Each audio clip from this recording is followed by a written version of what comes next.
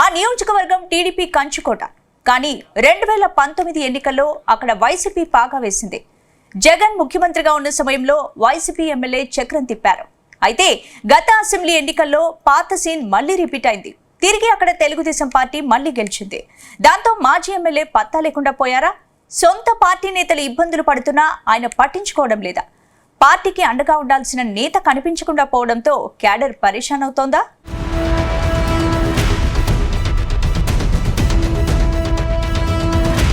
తిరుపతి జిల్లా శ్రీకాళహస్తి నియోజకవర్గంలో ఫ్యాన్ పార్టీకి కష్టాలు మొదలయ్యాయి.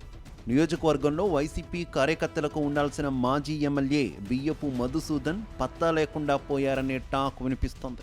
అటు అధికార పార్టీ నాయకులు, వైసీపీ నేతలు కేడర్పై భౌతిక దాడులు, ఆస్తుల విధ్వంసానికి పాల్పడుతున్న మాజీ ఎమ్మెల్యే పట్టించుకోవడం లేదని ఆరోపణలు వస్తున్నాయి. ముఖ్యంగా శ్రీకాళహస్తి ఎమ్మెల్యే బొజ్జల సుధీర్ రెడ్డి అరాచకాలకు పాల్పడుతున్నారంటూ విమర్శలు వెల్లువెత్తుతున్నాయి. ఈ నేపథ్యంలో కూటమి ఎమ్మెల్యేపై తీరును ఎండగట్టాల్సిన వైసీపీ ఇన్ఛార్జ్ కనిపించకపోవడం చర్చనీయాంశంగా మారింది.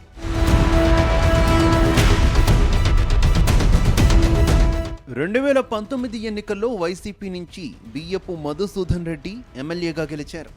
జగన్ ముఖ్యమంత్రిగా ఉన్న సమయంలో 5 ఏళ్లు ఆయన కుటుంబ సభ్యులు అధికారాన్ని అనుభవించారు.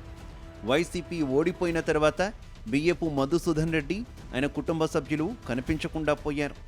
ముఖ్యంగా శ్రీకాళహస్తి నియోజకవర్గంలో వైసీపీ ద్వితీయ శ్రేణి నాయకులు, కార్యకర్తలకు కష్టమొస్తే ఎవరి దగ్గర కళ్లాలో అర్థం కాని అయోమయ స్థితి నెలకొంది.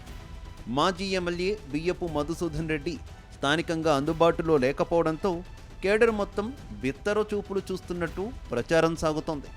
దీనికి కారణం లేకపోలేదు. గత అసెంబ్లీ ఎన్నికల్లో తనను ఓడించారని ప్రజలపై ఆయన కోపం పెంచుకున్నారనే టాక్ ఉంది. అందుకే ఆయన ఎవరికీ కనిపించకుండా, ఎక్కడున్నారో తెలియకుండా అజ్ఞాత జీవితం గడుపుతున్నారు. బియ్యపు మధుసూదన్ రెడ్డి రాజకీయ సన్యాసం తీసుకున్నారనే చర్చ కూడా లేకపోలేదు. కొత్త నాయకత్వాన్ని వైసీపీ అధిష్టానం అన్వేషించాల్సిన అవసరం ఏర్పడిందని అభిప్రాయం వ్యక్తమవుతోంది.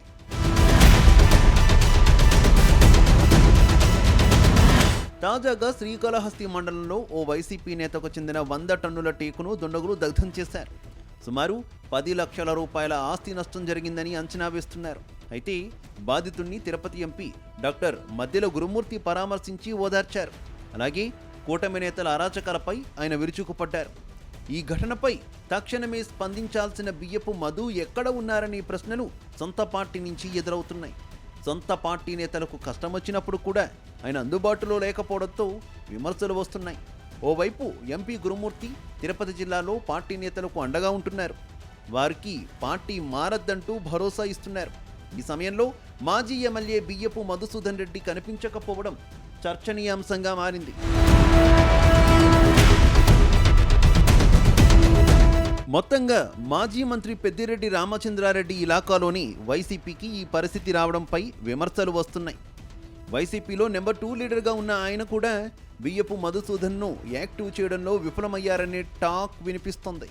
ప్రస్తుతం మాజీ ఎమ్మెల్యే సైలెంట్ మోడ్ను కంటిన్యూ చేస్తుండడంతో అక్కడ కొత్త ఇన్ఛార్జ్ను నియమించాలనే డిమాండ్ పెరుగుతోంది.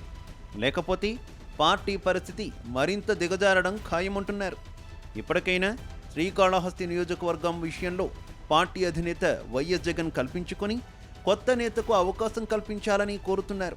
చూడాలి మరి ఈ విషయంలో వైఎస్ జగన్ ఎలాంటి నిర్ణయం తీసుకుంటారు.